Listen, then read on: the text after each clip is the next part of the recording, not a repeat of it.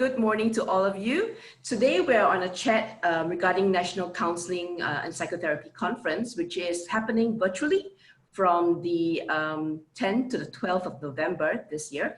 And today we have some very special guests with us who are also speakers at the conference. So first up, we have Karen Rose Vardeleon, and she's known as Kay. So Kay has a very prolific experience of close to 20 years. She's been contributing a lot on the ground and doing a lot of work, especially with children and families. So I'll leave her to talk a little bit more later on. And we also have with us a very beautiful and gorgeous Elizabeth Santosa, otherwise known as Liz, very affectionately. So Liz has a very interesting background, and she's also been doing a lot of work in child protection in Indonesia. And I'll guess, of course, I'll leave her to talk more about the work that she's done. And we also have with us our producer for National Counselling and Psychotherapy Conference. Her name is Heather. Hi. Hello.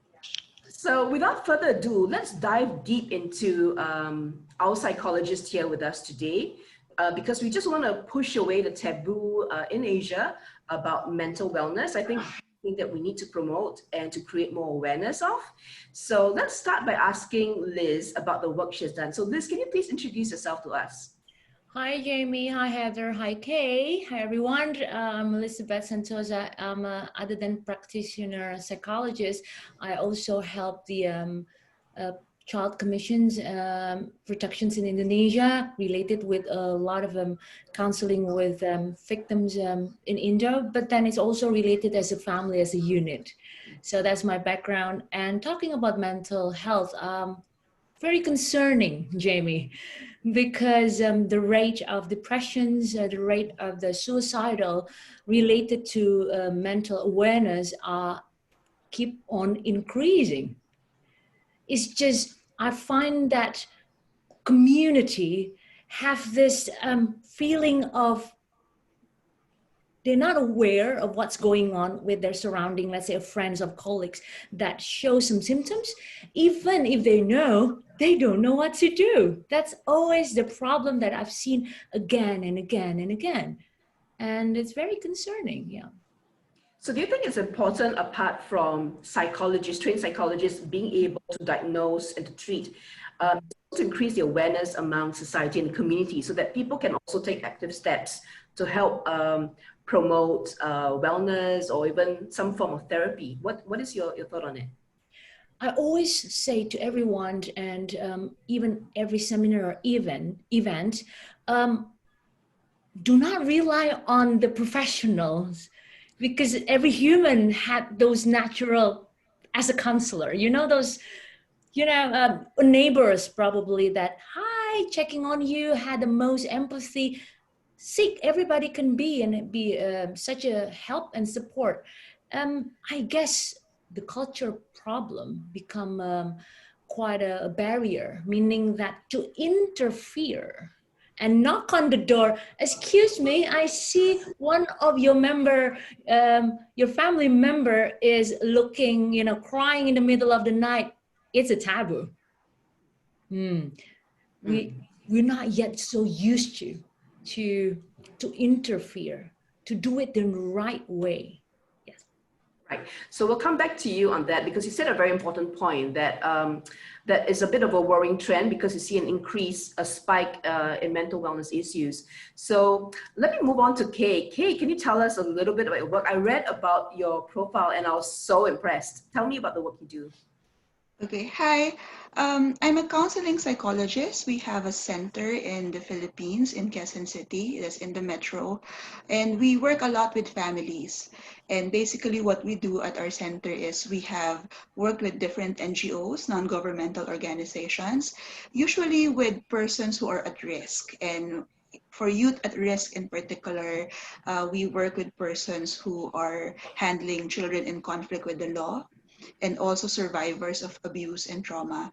And we do primarily counseling, assessment, but because we're family practitioners, no, our priority is building the foundation of the family as a support, because there's only so much we can do, no, when we work with the individual. If they have to go home and go to families which are also dysfunctional and cannot accommodate them well, then the problem just goes on. But that's the kind of work that we do. It's a pandemic time, so we've transitioned to telehealth. I think that's the most we can do as of now, but we are hoping to do a little more creative ways to get back into more personal and more on-site approaches for our clientele as we move forward. Awesome. So you've been keeping very busy, Kay. So I'd like to push you guys a little bit further to talk a little bit about what made you psychologists. So let's go back to this. Liz, was there something in your childhood that you saw, you experienced, that let you go, I want to be a psychologist? Jamie. Woo, okay, good questions. I never want to be a psychologist. I basically already accepted as an, guess what? Industrial engineer. Are you serious? I'll never imagine that. I'll never imagine that. You know, events happened in our life, major changes that we might think it's not good, but at the end of the day, it has become our life path. And this is where I am right now. An accidental that I think become a destiny for me. Okay. So it looks like it was like a discovery journey for you and was never meant as a child growing up. Yes. Tell me about the journey as a psychologist. What did you learn and what did you go through? What strikes you the most? What strikes me the most is I understand my capacity. My capacity that I can have a mental breakdown like the others. I think I become more and more skillful, not because of the academic, it's because life experience, the more life hits me, the more they relate with me, the more my life, all good, the more session has become longer. Right. So do you believe in that some people say it's okay not to be okay sometimes? Absolutely, Jamie. I totally believe and I guess agree with that. Yeah. Yeah, I guess sometimes we tend to be too hard on ourselves. Now, Liz, growing up, was there a role model that you had and why? Ooh, because when we talk about role model, there's a lot of a figure in my life that is very inspiring. You can tell my aunt, I can have my mom, but I want to say to you that usually role model is someone that we adore and we want to be. And along our life, I believe all of us have probably not only one figure. Yeah. One is very strong, one is less strong influence. But this time, I want to say the figure that inspiring me is the one that never got along with me. Really? Which is my father, because he's the only person that I need to make peace with, the most challenging. So right. Probably that will be my answer. Right. So I guess he posed a little challenge in your life and it sort of made you what you are today. Correct. Very interesting. So I guess psychologists also have their moments. Kay, what about you growing up? Did you, when you grew up, was it like, okay, I want to be a psychologist to help society? Was it something that you grew up with, or was it something you also accidentally discovered along the way? Well, it kind of like unfolded on its own because when I was younger, when I was 13, we had a family crisis and I developed depression and I was into self-harm as well when I was an adolescent. The history of depression in my family is very strong. And later on, I was diagnosed formally with bipolar, which is a mood condition. And I think going through that now, when you're very, very young and society doesn't yet recognize it, my family is a loving family, but they don't exactly understand what depression is. And so that gave me a lot of insight. And so when I eventually got better, when I recovered, there was something in me that was saying that maybe there is a need for people to educate, to get educated more about this, and maybe we could make it as less mystical as people think it is, because people do recover from it. And I think that's one of the drives that I have, what inspires me to be a psychologist. This is not something that people have to suffer through. And sadly, some people are lost, no, due to suicide. But this is something you can recover from. It has been studied what's effective. And I want to be in that place. So I think that prompted me to study psychology more than anything else. Awesome. So, okay, you grew up with a first-hand experience. So, do you feel that growing up is more of a taboo in society, or was it really that people didn't understand what mental depression or mental wellness was about? I think there's a lot of judgment connected to a person having mental health conditions. From my community, for example, no, there is a sense that if you suffer from depression and you don't help yourself, then you're not a proactive individual, or you are a person who just likes to languish and just likes to. It's a choice basically for a lot of people, and that I think informs a lot of the help-seeking behaviors that we're seeing. I mean, people could be suffering, but it's quite another thing whether they will seek for assistance. And maybe it's also a lack of education because they wouldn't know where to go. Like from where I'm coming from, you generally go to a general medical practitioner if you want to take care of a mental health concern, but they're not the specialized person for that. So people do not know when they should seek for help and who to seek for help. And of course, if it's prohibitive financially for them, then the next resort is to just trudge through, and that's something that's just going to keep the problem going. Right. So I guess it's also awareness of where to go for help. I think is what you mentioned, and accessibility. What about you, Liz? What's your experience then? Growing up, do you feel that it's taboo, and people are denying it, or is it more of a lack of awareness? Culture-wise, yes. We're talking about this whole mental awareness. How long has it been, Jamie? Like lasted around 5 years probably. When I was a teenager, I don't know about you guys. I hope that we are in the same generation. Right. I never heard that my counseling teacher called depression. Depression become a popular lately. Even like, during this pandemic, my daughter said, "I'm depressed." No, you're not depressed. You're bored. Right. Right. So I wasn't aware at the time. So now it's getting better. I mean, even though, Jamie, when I said to you, it's getting increased, but the good thing, maybe they just start to open up. Right. Yeah. But we try to be positive here. But yeah, I guess I believe that teenagers was very, very tough for everyone. I don't know about you guys. I was just like, an ugly duckling, believe it or not. It was so it's very hard to believe that. No one believed, but that's the truth. A lot of teenagers suffer even more, Jamie. And it's the most critical age. Right. We'll come back to that. I mean, as a teenager in school as well, growing up, I came from an all-girls school, so convent, right? And sometimes we had, especially during exam times or people had family problems, we have girls who were suicidal and they self-harm, they cut themselves.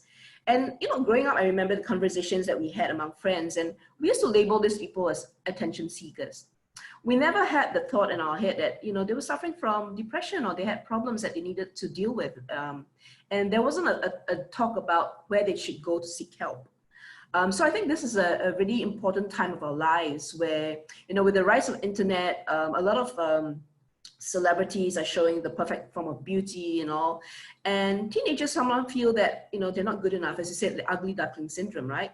So they'll hate themselves, they'll have a lot of low self-esteem, and it becomes a terrible cycle. So now, coming to this topic itself, Kay and Liz, you work a lot with children and families. Maybe let's start off with Kay. What is the trend you see with children and depression or mental wellness issues? I think what's alarming right now is how persons who are suicidal are getting younger. I mean, previously when we work with people with mood conditions or with suicidal ideation, they're typically your young adults, your 20s and up. But right now we're having people as young as 7, Mine. saying that they have intentions for suicide. And I think that speaks a lot with the kind of support that we need to provide. I think the training on resilience has to be there, and it should start at home. And we could have more preventive rather than curative programs when it comes to helping persons develop the coping skills. And that is something that you would feel more now because of the pandemic. There's a lot of stress being experienced by children, and unlike adults where we can speak out and we can talk about what we are feeling, some of our younger members of the family may even have difficulty identifying that they're in distress, or even that they're grieving, because there are many things that were taken from them, no? like the ability to see their friends or school as they knew it, or even just the attention of the family members, if the parents, of course, are not in a good state of mental health and they're not aware of it, and the kids can sense that. So there's a lot for them to process.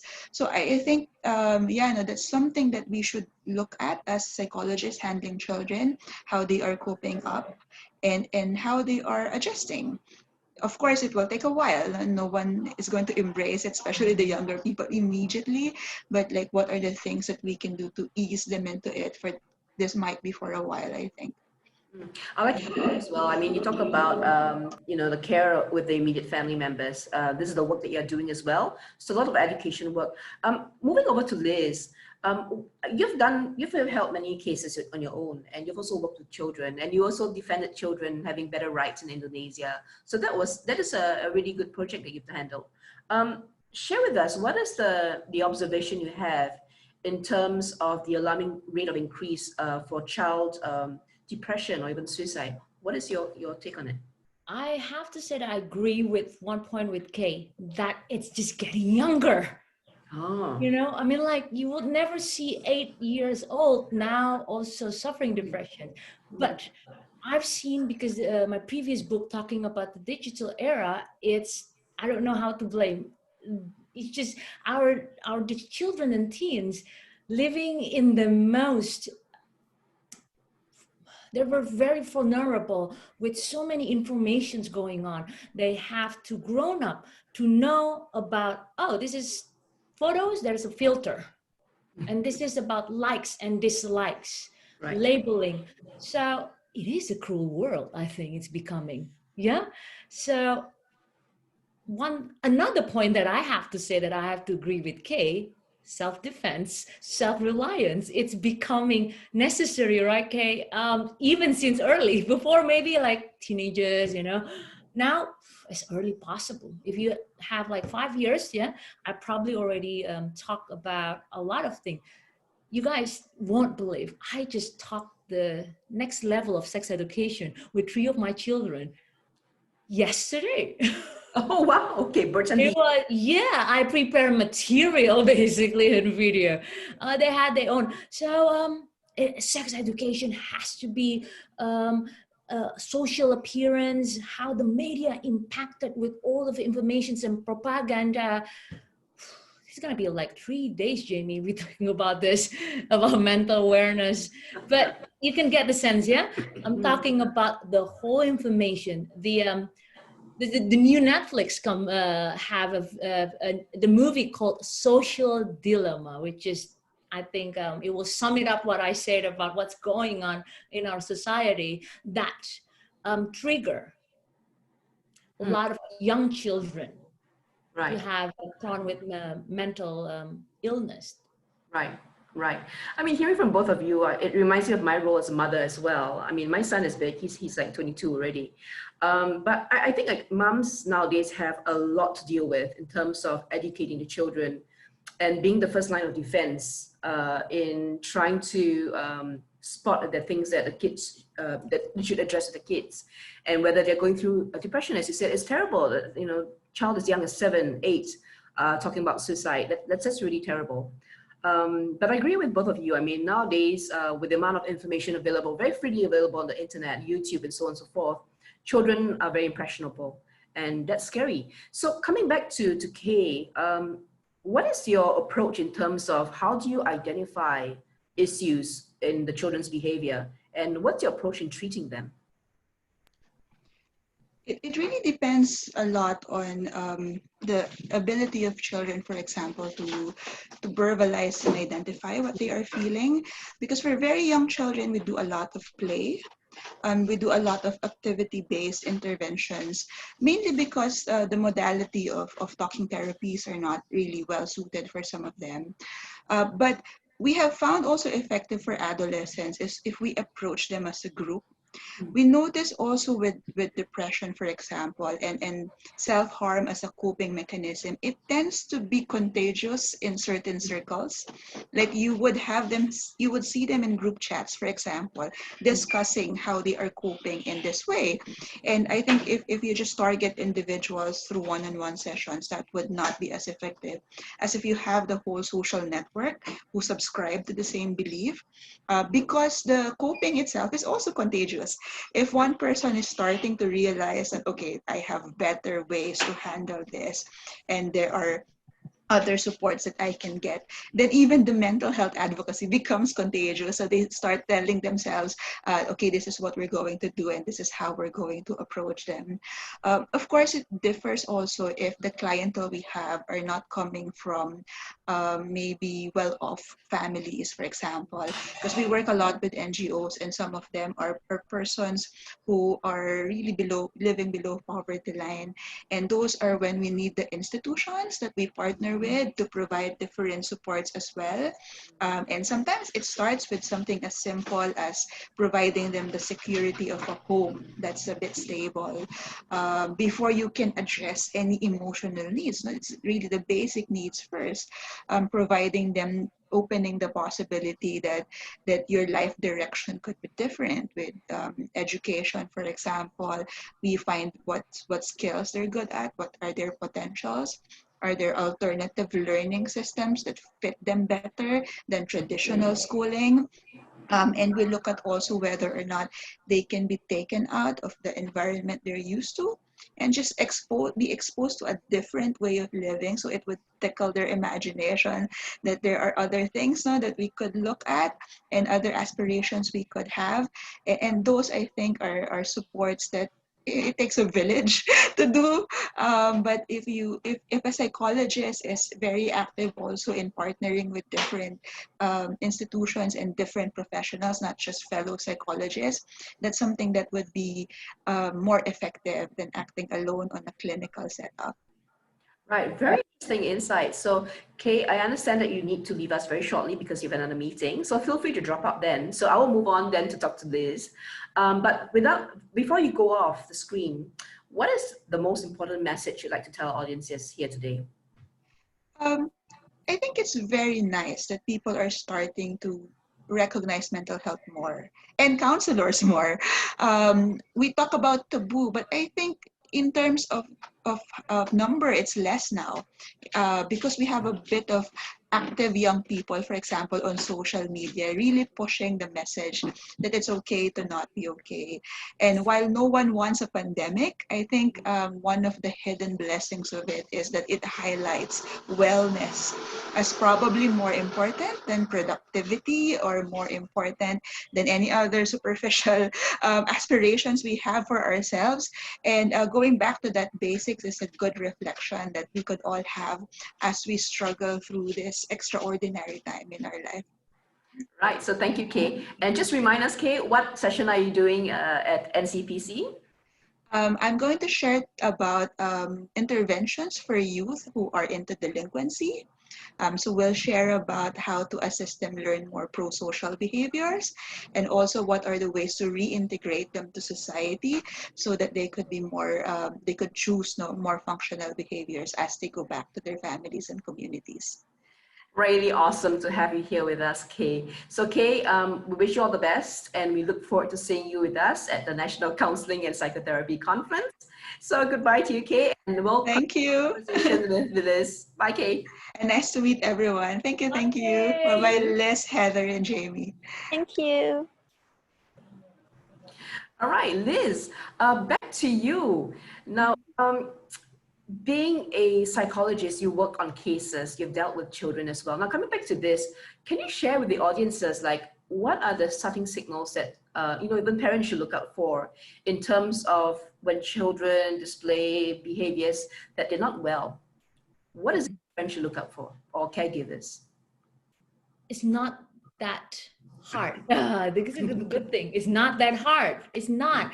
If a mother or a parent knows the rituals, habit, something that about that habit, we know, oh, he used to eat in this particular time. Why my boy, like for example, what if a son that doesn't like to eat and it's been 2 days? What's going on little things.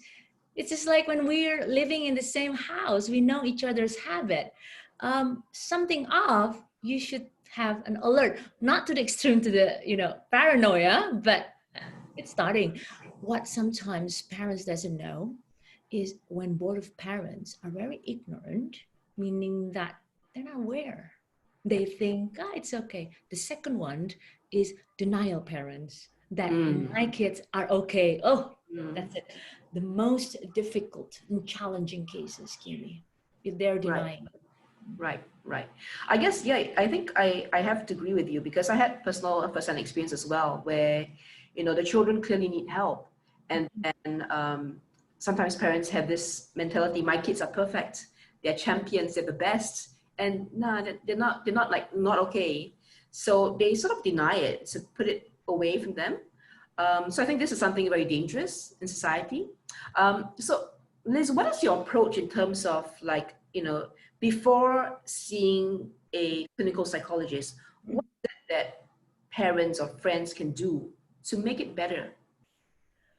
Surprisingly, I've seen a lot of smart parents in the Jakarta big city that have more problematic kids rather than the one that live in a small village, because as you know, Indonesian also is a big country, that might had good. So basically, social economic not really can determine about children's mental probably problems or behavior problem. I would say husband and wife, father and mother relationship. Even we're talking about separation, but how they deal with struggles. I've seen a lot more happier children coming from a good relationship between mom and dad, between husband and wife. Not so good husband and wife creates more problematic children.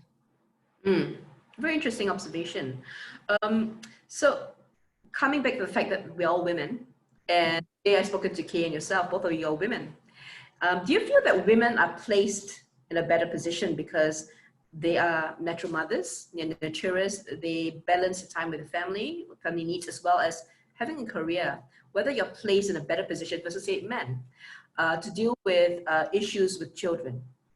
Absolutely, Jamie. Now the world's changing. I've seen a lot of modern women, most of it in Singapore. They're tough. They're very career oriented. They can make an income, but they also able to have to take care of the family and raise their children. Family, relationship, children, career, all at once. What else do you want? That is the most superpower. I haven't seen any superpower more than that. Do you have any? Salute to the women. Yeah. Salute. Yeah. Salute to the women. Interesting thought. So now, on the day for National Counselling Psychotherapy Conference, you're going to host a session. So tell us a little bit about what you're going to talk about.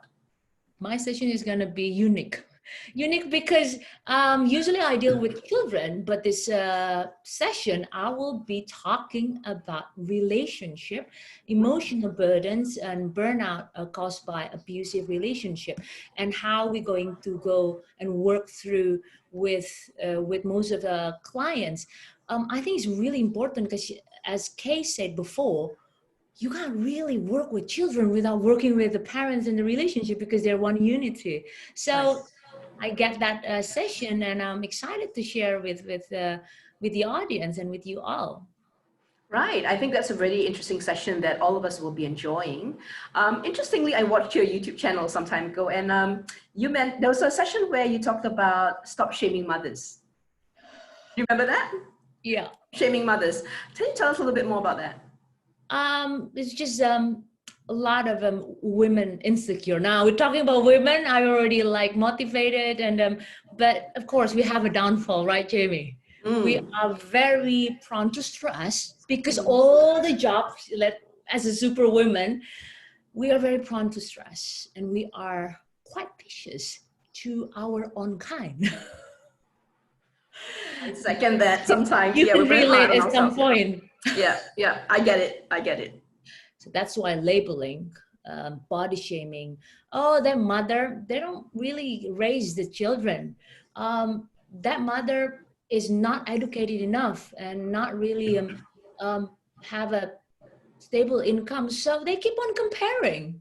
We need to support each other during this time, but sometimes a lot of things break us apart. Right. It sounds like there really is a need for women to be more empathetic towards each other and to support ourselves in our roles that we play, the multiple roles that we play in the workplace, at home, with our relationships. I think that's a really important point that you raise, and it's great that you're talking about relationships. So do catch Elizabeth and Kay at the National Counselling Conference in Asia, coming to you on the 10th to the 12th of November this year. So get your tickets as soon as possible. So thank you so much once again, Liz. It's really a pleasure talking to you today. There's so many things I've learned from you and Kay. And thank you, Heather, for producing such a wonderful conference. That's all we have for today, and we'll see you soon. Bye-bye.